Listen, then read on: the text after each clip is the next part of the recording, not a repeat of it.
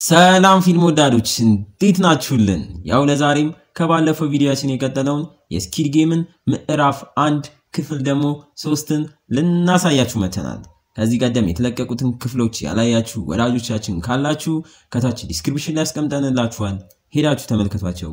ሰናይ ጊዜ። በባለፈው ክፍል አይተን እንዳቆምነው አብዛኛው ተጫዋቾች ጨዋታው እንዲቆም ስለፈለጉ ጨዋታውን በህጉ መሰረት ቆሞ ወደ የቤቶቻቸው ቢላኩም አሁንም ግን እውነተኛው ዓለም ላይ ካለው መሰቃየት ይበልጥ ጨዋታውን ተጫውተው ወይ መሞት ወይም ደግሞ ማግኘትን ቆምረው ለመጫወት ሲወስኑ እናም በፒንክ ለባሾቹ መኪናም ተጭነው ወደ ጨዋታውን ቦታ ሲሄዱ እንዲሁም ወንድሙ በመጀመሪያው ዙር የሞተበት የፖሊስ መርማሪም በድብቅ ተጫዋቾቹን ጭኖ የሚሄደውን መኪናም ሲከታተል አይተን ነበር ያቆምነው። በዚህኛውም ክፍል ቀጥለን ይሄኛው ክፍል ደግሞ የጀመረው ጂን ሆን የተባለው ወንድሙ የጠፋበት የፖሊስ መርማሪም በመኪናው የፒንክ ለባሾቹ መኪና በቅርብ ርቀት እየተከታተላቸው የፒንክ ለባሾቹ መኪና ሄዶ የሆነም ሰዓት ላይ እንደራሱ አይነት ሌሎች ተጫዋቾችን የጫኑ በዛ ያሉ መኪኖችንም ተቀላቅሎ መኪኖቹ በስነ ስርዓት ሰልፋቸውን ጠብቀው ወደ አንድ ተለቅ ወደ አለ መርከብ ተከታትለው ይገባሉ። ከኋላቸው ያለው ጂን ሃንግም በፍጥነት ከስልኩም ለአለቃው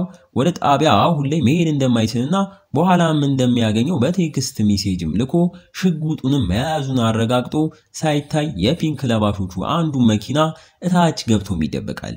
በዚህ መልኩም ወደ መርከቡ ተያይዞ ይገባል። መርከቡም ጉዞ ይጀምራል። በመሃልም ተጫዋቾቹ ያሉበት መኪናም ሲከፈት እያየን ጂን ሃንግም ወዲያው ከተደበቀበት ወጥቶ ወደ መኪና ውስጥም ገብቶ ከተጫዋቾቹ ጋር ራሱን የሳተ መስሎም ይቀላቀላቸዋል። ግን የመኪናዎቹ ሹፌሮች ክብ ማስክ አድራጊ ፒንክ ለባሾቹ ጨረር ተጠቅመው እያንዳንዱን ተጫዋቾች ጆሮ ምታች በቀበሩት መለያ መሰረት እስካን እያደረጉ መለየትን ጀምረው ጂን ሃንግም ጋር ሲደርሱ ማሽኑ ጂንን አለየው ሲል እያየን ወዲያው ግን ቀልጣፋው ጂን ፒንክ ለባሹን አፈፍ አድርጎ በመታገልም አንገቱን አንቆ ከገደለው በኋላ የሱን ልብስ ለብሶ የፖሊስን ባጁን ሬሳ ውስጥ በመክተት ሬሳውን ወደ ባህር ውስጥ ይከቷል።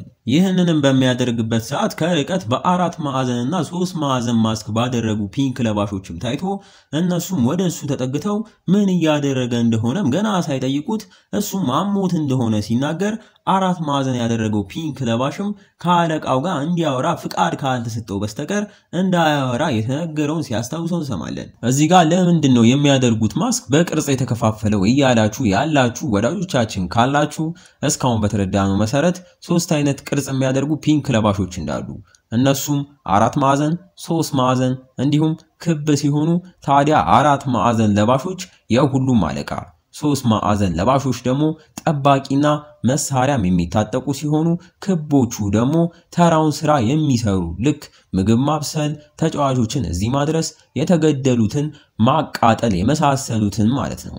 ግን ይመስለናል ሁሉም ደግሞ ያኛው ጥቁር ማስክ ለባሽ ለሆነው ተገዢ ይመስሉናል። ወደ ፊልሙም ስንመለስ አሁን ላይ ክብ ቅርጽ አድርጎ ያለው መርማሪው ጂን ሃንም ከአራት ማዕዘን ካደረገው አለቃውም ወደ መኪናው እንዲሄድ ተነግሮትም በቀጣይ ሁሉም መኪኖች ከመርከቡም ወርደው ሌላም ረዘም ያለ መንገድ ተጉዘው ሁሉንም ተጫዋቾች ወደ ሆነም ቦታ በተርታም እያስገቧቸው ቀጥሎም ያንን አረንጓዴም ቱታ ሲያለብሷቸውም እናያለን።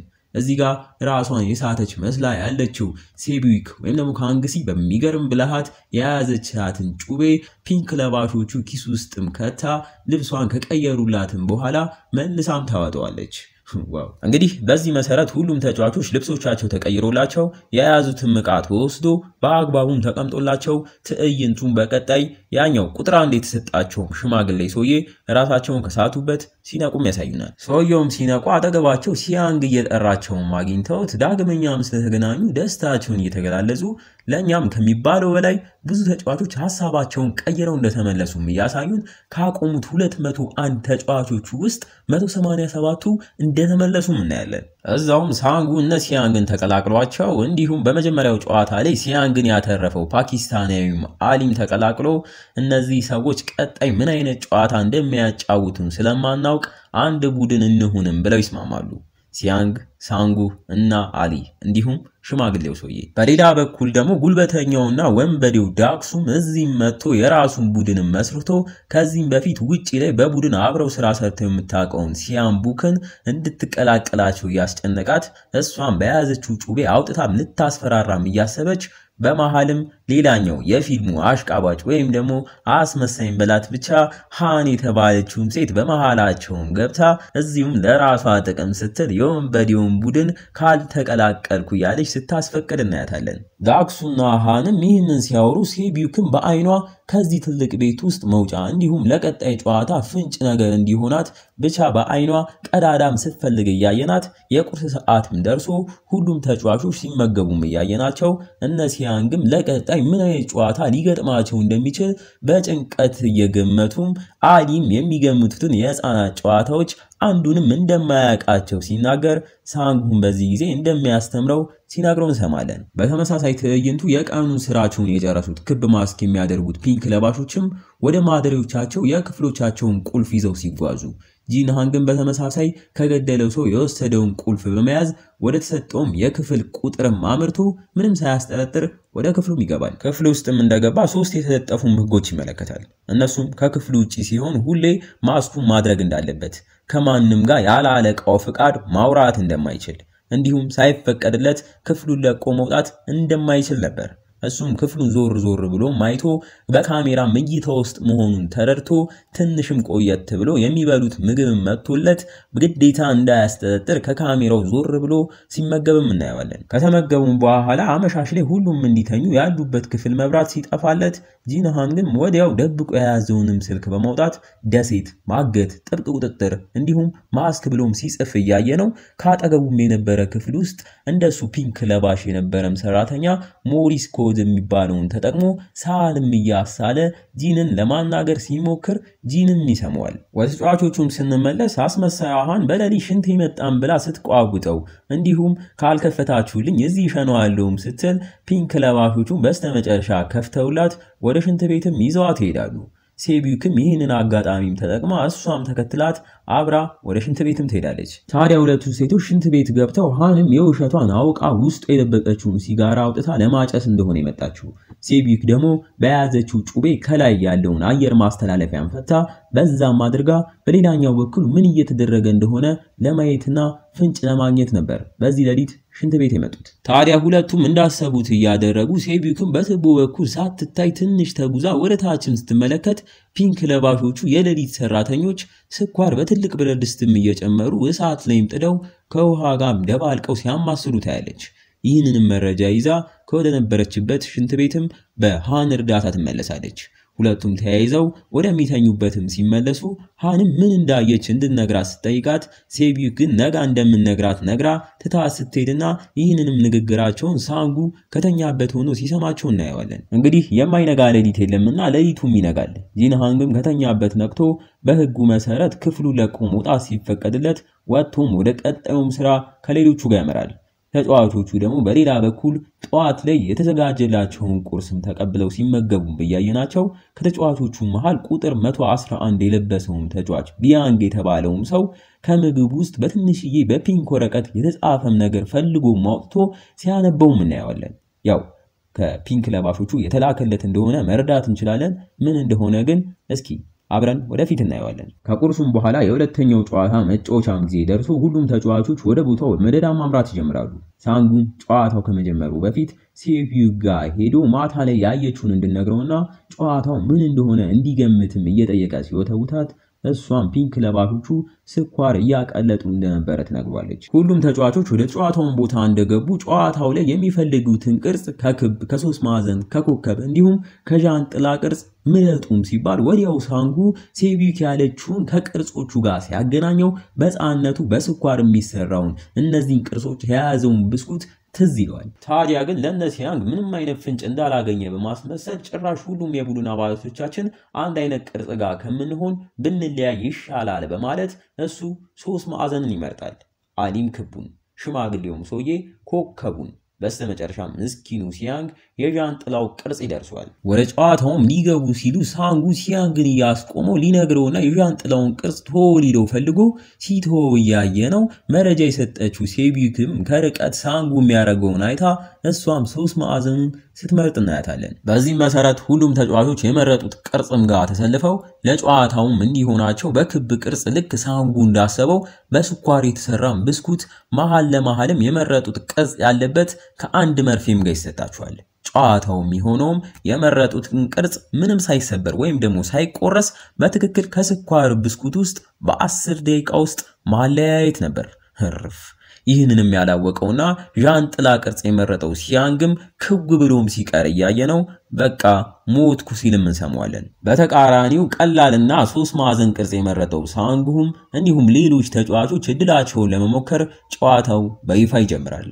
በጨዋታው መሃል ያቺ ሰውነቷ ሲጋራና ላይተር ደብቃ የገባችው አስመሳይዋ ሃን ሳትታይ መርፌውን በእሳት እያጋለች ቅርጹን ለማውጣት ስትሞክር እንዲሁም አሊ ሽማግሌው ብቻ ሁሉም ተጫዋቾች ላበላብ ሆነው ቅርጹን ለማውጣት ሲታገሉ እናስተውላለን። ከሁሉም በላይ ግን መከራውን እየበላ ላለመሞት የተቻለውን እየሞከረ ያለው ከባድ ቅርጽ የደረሰው ሲያንግንም አይተነው ትንሽ ቆየት ብሎም ዣንጥላ ቅርጽ የያዘም ተጫዋች ቅርጹ ተሰብሮበት እያየን ሲያንግ ነው ብለንም ስንደነግጥ ሌላ ቁጥር 369 የለበሰም ተጫዋች እንደሆነም አይተን እሱም ተተኩሶ ሲገደልና ከሱም ቀጥለው በዛ ያሉ ተጫዋቾች እንዲሁ የያዙት ቅርጽ ሲሰበርባቸው ያየን እነሱም እየተገደሉ ሄደን ቀላል ቅርጽ ማለትም ክብና 3 ማዕዘን የመረጡት ተጫዋቾች በተሳካ መልኩ ይህንን ዙር ህይወታቸውን አትርፈው ሲያልፉም ያየን ክብ ቅርጽ የመረጠው አሊ እንዲሁም እያወቀ የውሸቱን ጓደኛውን ጉድ ላይ የጣለው ሳንጉም አልፈው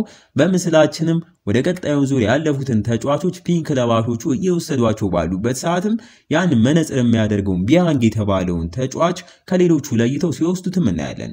እንዲሁም ክብ ቅርጽ አድርጎ ግራ በመጋባት ላይ የነበረውን የፖሊስ መርማሪ ጂንሃንግም 4 ማዕዘን ባደረጉት አይን ውስጥም ገብቶ ከጨዋታው በኋላ የተሰጠውን ስራ ትቶ እዚህ ምን እየሰራ እንደሆነ እንዲያስረዳ ይናገራል። እንግዲህ እንዲህ እያለን ጨዋታው ሊያልቅ 3 ደቂቃ ሲቀረው እንዲሁም የዚህ ክፍል ማገባደጃም ትዕይንቶች ላይ የተቃረበ መተን ብዙም ተጫዋቾች እየተገደሉ መተው ሲያንግም ከሚባለው በላይ ጨንቆት የሚችለውን ሁላ ያደረገ ሲታገልም ያየነው በመሃልም ከጭንቀቱ ብዛት የፊቱም ላብ በስቶ እየተንጠባጠበ ብስኩቱም ላይ ሲያርፍ በሚገርም መልኩ የብስኩቱም ዳርዳር ሲረጥብ ይመለከታል።